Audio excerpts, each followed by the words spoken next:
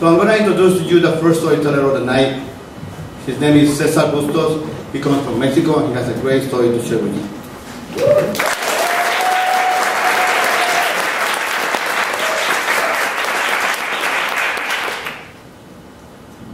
About 8 months ago, during the first week of January, my mother called me, stating that she would be coming home with her newborn, Vanessa Honorato, my baby sister. I was the happiest man alive because my mother was going to come home with my new sister. But by night, I was the saddest man alive. You see, I was contemplating the idea of living in the United States or in Mexico. Because prior to that month, I had received a scholarship to study and visit family in Mexico legally. Unfortunately, immigration services did not grant my permit to re-enter the United States legally. I was furious because I was undocumented and my only chance to visit my country legally was gone. Now, during the first week that my mom was home, she knew that it bothered me. I was sleeping on the couch, contemplating what to do, and my mother would ask me, ¿Todavía sigues pensando en cosas? And I would reply with, of course I'm still thinking about things. I met with Congressman Luis Gutierrez, wasted 4 of my summer nights working on an essay to be accepted into the scholarship. And for what? For nothing? And my mother stated, so all of my sacrifices are worth nothing to you now. You see, when I was 3 years old, my father passed away because of cancer, which was the reason why my mother decided to migrate to the United States. She believed that she was the breadwinner and that she would have to get a job to support me. So when she came to the United States, she worked in laundromats, fast food joints, and factories to send money back to Mexico for my necessities. Now, though she was the breadwinner, she didn't feel like a parent because her son was not physically there. At night, she would fall asleep crying because her son was not there. And it was those tears that led my mom to decide that my future belonged in the United States. So she worked from her fingers to her bone to save up money to bring me to the United States. When she went back to Mexico, she told no one of her arrival. And at the time, it seemed like a really good idea. Bring me to the United States and have a better future. Now, when we began our journey, when she came back to Mexico, we began our journey. We traveled through Jalisco, Michoacan, Durango, and 2 other states to get to the borderline of Mexico and the United States. When we actually got to the border, my mother was having second thoughts because the real challenge was about to begin.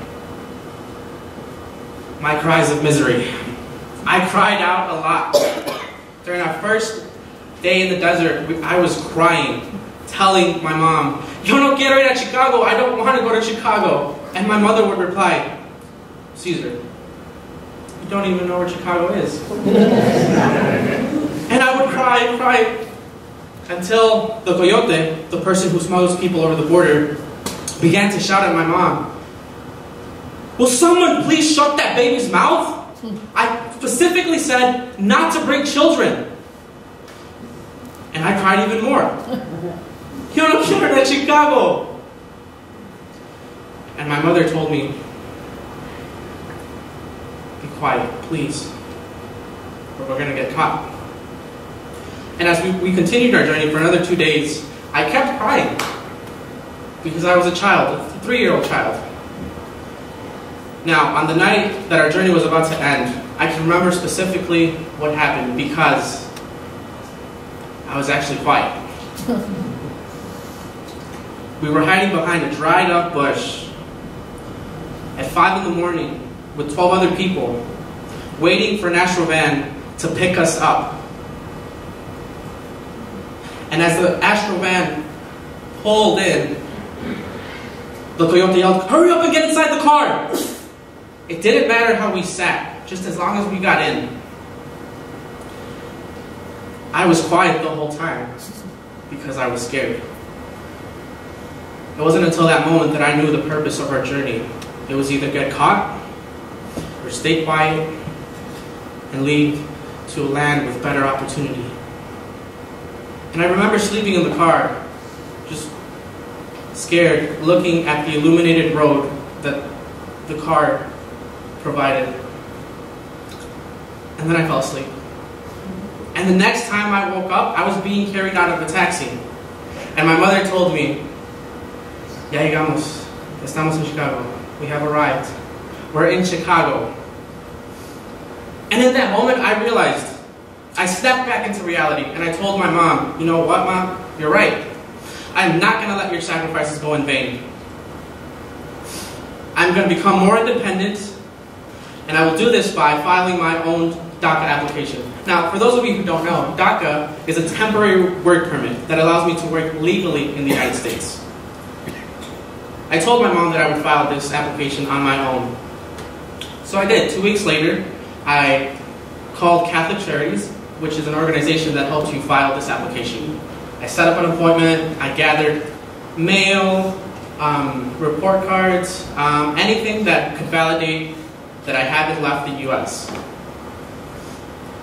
On the day of my meeting, my mother told me, "Are you sure you don't want me to go with you?" And I told her, "I'm sure, I want to do this on my own. You can stay home and sleep with my baby sister, Vanessa Honorato." And she told me, "Okay, just don't forget to get the letter and the money order from the currency exchange." And I told my mom, "Okay." But as I left, I was like, crap, I didn't get a letter and I don't have the money order. So I made my way to the currency exchange. I thought they could just accept the cash, but they actually want a money order. So I went to the currency exchange and I got my money order and I left.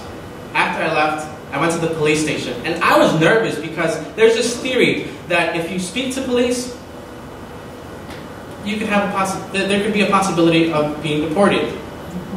So I had this theory implemented when I was about 7 years old, and I was nervous because the first time I went to apply for DACA and we got this letter, my mom did it for me. So I could only imagine the fear. When I got to the police station, I went to this desk attendant and I asked, "I need a letter that shows that that I'm a good kid, I guess, that I'm not a criminal." They're like, "I think you need a rap sheet." I'm like, I guess, sure. And then they sent me to another desk attendant, and I explained the same situation, and they told me, "You don't need a rap sheet, you need a letter of clearance." I'm like, "Oh, okay, well, perfect, that's the letter that I need. Thank you." And then I made my way to Catholic Charities, which is located downtown. When I got to Catholic Charities, this lawyer approached me and she told me, "Where are your parents?" I told her, "Well, I told my mom to stay home because I wanted her to sleep in." And she said, "That's very mature of you. You see, typically parents are very cautious about these situations because you're essentially giving the government information on how long you've been in the United States, where you entered illegally," which I didn't know until that day. I entered through Arizona illegally. Because of that lawyer, because of that lawyer and that day, I knew which state I entered illegally. After 17 years, I was like, "Wow, you guys have this on file?" And they're like, "Yep." Okay, well, I have more information just to validate my existence, and I haven't left the United States, so do you need it? And the lawyer replied with, "Nope, we already got it on file. I just need to update any new addresses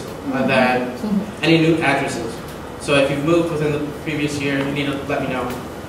I'm like, "Seriously? I have report cards from like 7th grade."